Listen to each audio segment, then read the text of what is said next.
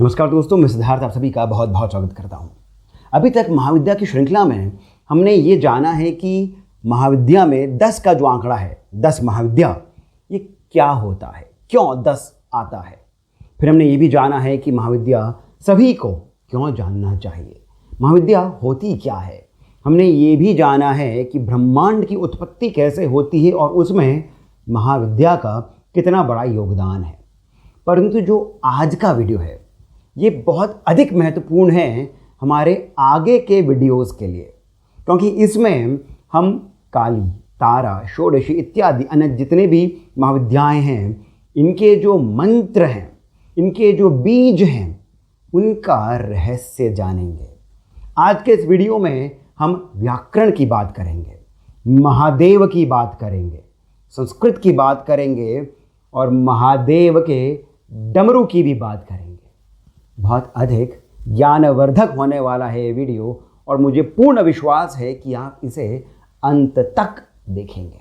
हमने पहले के वीडियोस में ये जाना है कि किस प्रकार ब्रह्मदेव ने वेदों के उच्चारण से पूरी सृष्टि की रचना करी।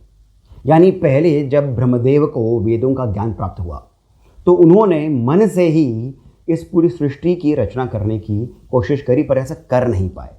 उन्हें फिर से कहा गया कि आप पुनः वेदों का ज्ञान प्राप्त करें।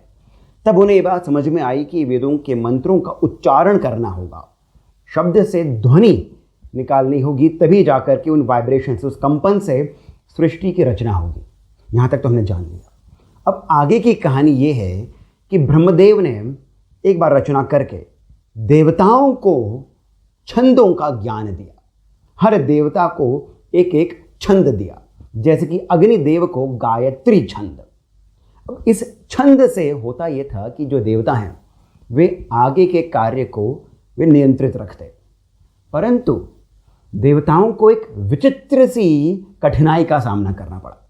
बहुत बड़ी प्रॉब्लम हो गई और ये प्रॉब्लम भी बहुत विचित्र सी थी, जिसके लिए ये गए इंद्र के पास। अब हमें ये भी जानना चाहिए कि वेदों में इंद्र जो हैं वे पुराणों के इंद्र से बहुत भिन्न हैं। पुराणों में जो इंद्र हैं वो एक पद के राजा हैं, यानी वो एक गद्दी पर बैठते हैं, वो एक पद है, वे उसके राजा हैं, वे बदलते भी रहते हैं।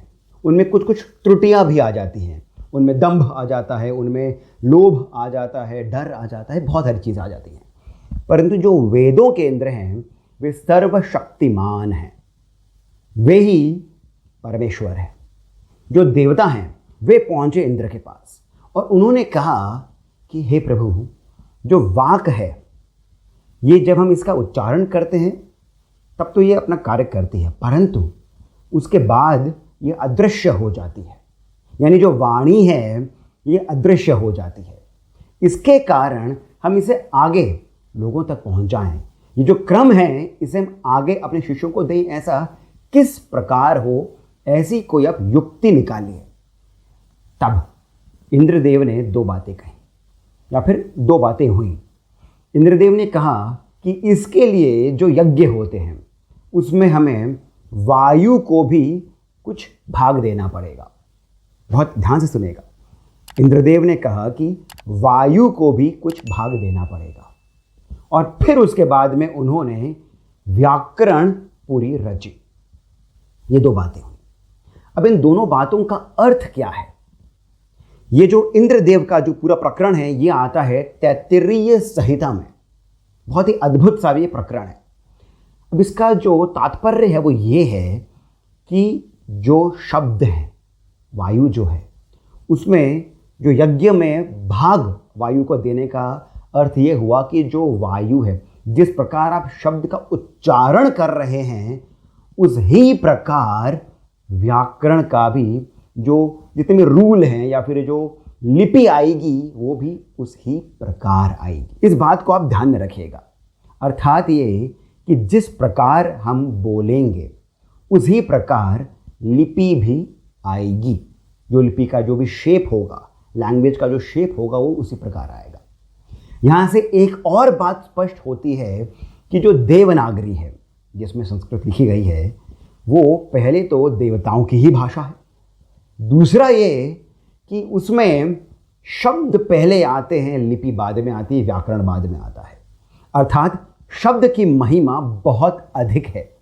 शब्द जो हैं उन्हीं के आधार पर व्याकरण बना है, शब्दों के आधार पर ही लिपि बनी है। ऐसा अन्य भाषाओं में देखने को नहीं मिलता है। जैसे कि इंग्लिश में एक वर्ड है OUGH करके, इसको आप अलग अलग प्रकार में उच्चारण कर सकते हैं। जैसे ऑफ, यही ऑड भी बन जाएगा, यही ओ भी बन जाएगा। अर्थात जो इंग्लिश में उच्चारण है वो जो लिपि है उसके अनुसार नहीं होता है, और इसी कारण बहुत सी और इसके अंदर विकृतियां आ जाती हैं। परंतु जो संस्कृत है उसमें ऐसा नहीं होता है। जिस प्रकार उसका उच्चारण होता है उसी प्रकार उसकी लिपि भी है, और वहीं से ही उसका व्याकरण भी आता है। अब ये तो एक प्रकरण हो गया। अब इन सब में महाविद्या कहाँ है, उसी पर ही हम थोड़े समय में आते हैं। पर अब हम चलते हैं हमारे दूसरे भाग की ओर, कि जो ये लिपि है, ये जो व्याकरण है, ये किस प्रकार बना है। ये पहले भाग से भी कहीं ज़्यादा इंटरेस्टिंग है, ध्यान से सुनिएगा। संस्कृत की जब भी हम बात करते हैं तब महान संस्कृत आचार्य पाणिनि का नाम अवश्य आता है। इन्होंने व्याकरण का जो एक नया रूप दिया बहुत ही अद्भुत है, वो आज भी फॉलो होता है। परंतु जो आर्कियोलॉजिस्ट्स हैं, जो एपिग्राफिस्ट हैं, उन्होंने खोज करके पता लगाया है कि जो पाणिनि का व्याकरण है उससे पहले भी कई और व्याकरण रहे हैं, और कई और वैयाकरण भी रहे हैं, अर्थात जिन्होंने व्याकरण को बनाया है। जैसे हमने पहले भाग में देखा था कैसे इंद्रदेव ने एक नई व्याकरण बनाई, इसे इंद्र व्याकरण भी कहा जाता है। दक्षिण भारत में भी इसका बहुत उपयोग होता है। अब पाणिनि का जो अष्टाध्याय है बहुत ही महत्वपूर्ण एक ग्रंथ है। इस अष्टाध्याय में एक अति महत्वपूर्ण सूत्र आता है जिसका नाम है माहेश्वर सूत्र। क्या है ये? इसी के बारे में छोटी सी कथा ये आती है कि जो सनकादि ऋषि थे वे पहुंचे महादेव के पास, और उन्होंने कहा कि जो भाषा है, जो वेद हैं, उसके ज्ञान को संरक्षित रखने के लिए आप कुछ करिए। तब ऐसा बताया जाता है कि महादेव ने पहले तो नृत्य किया। अब यहाँ पर भी बहुत सुंदर सी बात आती है। नृत्य और नृत्य, इसमें अंतर है। अंतर क्या है? जो नृत्य होता है जिसमें यह आता है नृत्य, उसमें ताल, मुद्रा इत्यादि पर अधिक जोर होता है, और जो नृत्य है उसमें भाव पर अधिक जोर होता है। दोनों एक ही हैं, परंतु एक पर ताल इत्यादि, मुद्राएं इत्यादि का अधिक जोर होता है और दूसरे में भाव का। महादेव ने नृत्य किया, नृत्य नहीं, नृत्य किया अर्थात भाव। उसके बाद वो हो जाने के बाद उन्होंने 14 बार डमरू का नाद किया। अब यहाँ पर जो श्लोक है उसमें चतुर्दश वे लिख सकते थे, 14, 10 और 4, चतुर्दश, परंतु उसमें लिखा हुआ है नवपंचमी। नवपंचमी में इसका अर्थ ये होता है कि पहले उन्होंने 9 बार इसका नाद किया, उसके बाद 5 बार और नाद किया। अब ये 9 और 5 का क्या भेद है, इसका क्या रहस्य है? 9 और 5 में आता है पहले तो ये कि जब हम किसी भी वर्ण को, वर्ण यानी कि जो हम क ख ग घ अ आ इ ई, इसका जब हम उच्चारण करते हैं तब हम 5 अंगों का उपयोग करते हैं, जैसे कि क वर्ग, च वर्ग इत्यादि। फॉर एग्जाम्पल मैं आपको थोड़ा सा और डिटेल में बताता हूं। क वर्ग में आता है कंठव्य, क ख ग घ, ये कंठव्य है। फिर आता है तालव्य, अर्थात च छ ज, जो दांत के ऊपर का जो भाग है, जो थोड़ा मजबूत है, जो थोड़ा हार्ड है, वहाँ पर जब हम अपनी जीभ को लेकर के जाते हैं तो वहाँ से जो उच्चारण होता है वो हो गया तालव्य। फिर जो हम पीछे की ओर ले जा करके जीभ को हम जो बोलते हैं वो हो गया मूर्धन्य, अर्थात ट, ठ इत्यादि। फिर जब हम जीभ को दांतों पर लगा करके बोलते हैं वो हो गया दांतव्य, जैसे त, थ। फिर आता है ओष्ठव्य, जिसमें हम होठों को जोड़ करके बोलते हैं, जैसे कि फ, ब इत्यादि। इन वर्गों में हमारे जितने भी वर्ण आते हैं उनको रखा गया है। इसमें जो इस्तेमाल होने वाले जो हमारे 5 अंग हैं, वहाँ से 5 का तात्पर्य हमें समझ में आता है। और फिर इन्हीं को अलग अलग प्रकरणों में जोड़ करके ये 9 बनते हैं। जब हम अलग अलग तरीके से इनको यूज़ करते हैं तब जो और अधिक जो वर्ण जो बनते हैं वो 9 हैं। और यही रहस्य है महादेव का 5 बार और 9 बार डमरू को बजाने का। अब ये तो फिर भी ध्वनि ही है, लिपि कहाँ से आ गई? अभी भी महादेव ने केवल ध्वनि बनाई नाद करके। जब महान आर्कियोलॉजिस्ट वाकणकर जी और महान एपिग्राफिस्ट वालवलकर जी, इन्होंने जब इंडस वैली सिविलाइजेशन और उसके पहले यानी कि जो सरस्वती जो सिविलाइजेशन है उसके पहले की भी जो जितने भी हमारे भारत में और अन्य देशों में जो सभ्यताएं रही हैं, वहाँ से जो सील निकले हैं, वहाँ से जो सिक्के निकले हैं, वहाँ पर जो उनको आकृतियाँ मिली हैं जो कि एक लिपि का शेप लेती हैं, यानी कि एक लैंग्वेज का जो शेप लेती हैं, उसकी जब स्टडी करी तब उन्होंने ये पाया कि जितनी भी लिपि जो आई यानी जो व्याकरण भी आया वो महादेव के इसी नाद से आया। किस प्रकार? थोड़ा इसको हम सरलता से समझते हैं। महादेव का जो नाद है यानी जो डमरू है जिससे नाद हुआ, उसके 2 अर्धेंदु बनते हैं। अर्धेंदु ये शायद आपने कहीं सुना होगा। यदि आपने गणपति अथर्वशीर्ष सुना है तो उसके अंदर अर्धेंदु आते हैं।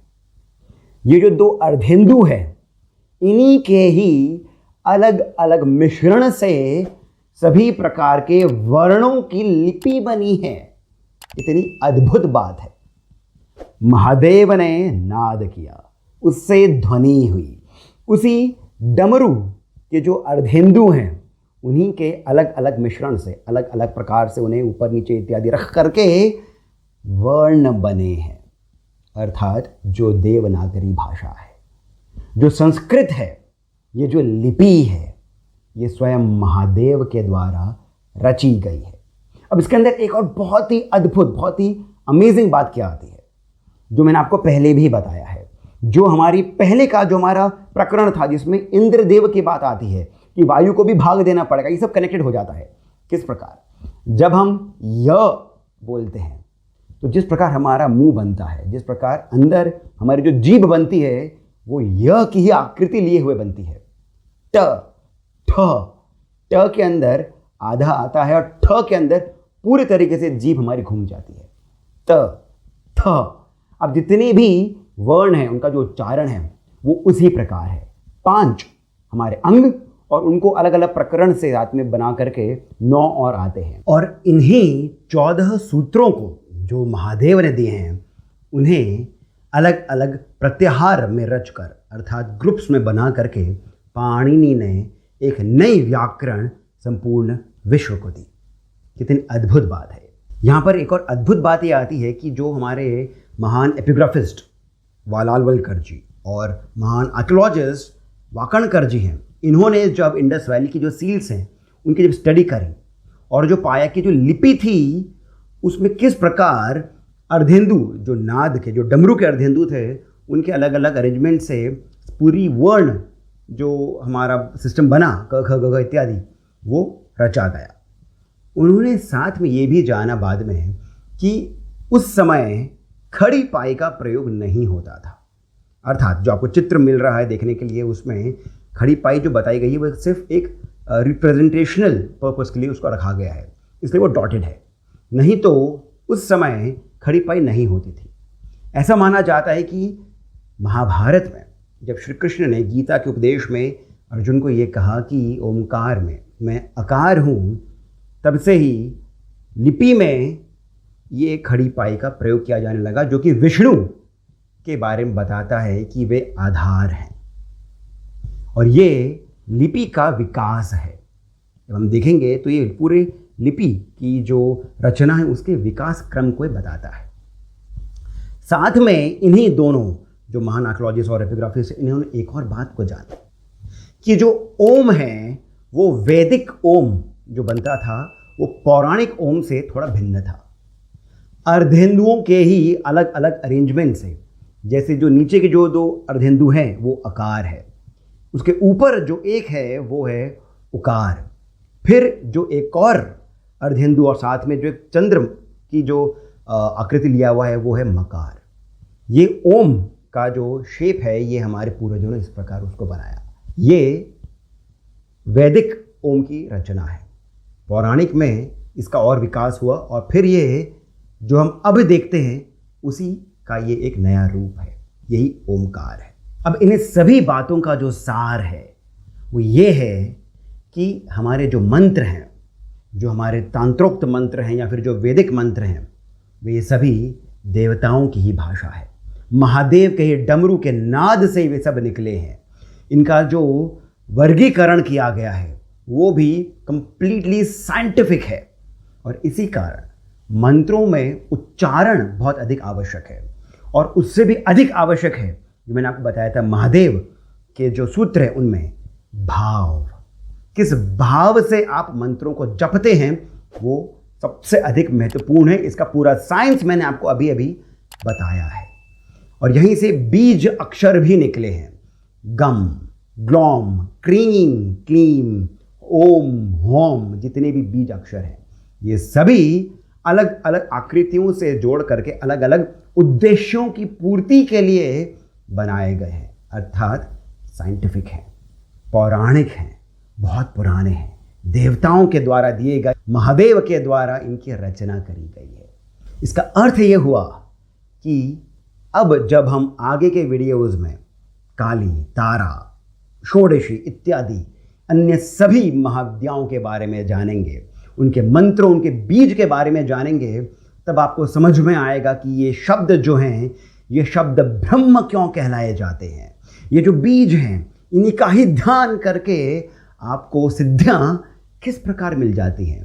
आपको ये भी समझ में आया होगा कि किस प्रकार हमारे जो मंत्र हैं उनमें शक्ति आती है, मंत्र इतने पावरफुल क्यों हैं। दोस्तों, यदि आपको ये वीडियो अच्छा लगा है, इसमें दी गई जानकारी अच्छी लगी है, तो कृपया करके इस वीडियो को आप लाइक करिए, सब्सक्राइब करना नहीं भूलें, और जो पहला कमेंट सेक्शन में पिंड है वहाँ से जीपे, पेटीएम इत्यादि की जानकारी लेकर के जितना हो सके 100, 200, 500 आप हमें श्री सहयोग अवश्य करें, बहुत अधिक प्रोत्साहन मिलता है। अब आगे के महाविद्या के वीडियोज़ में हम माँ काली के बारे में बहुत विस्तार से जानेंगे। कृपया करके कमेंट में ये भी बताइएगा कि आपको वीडियो कैसा लगा। अब मुझे यानी सिद्धार्थ को आप जाने की अनुमति दीजिए। हर हर महादेव।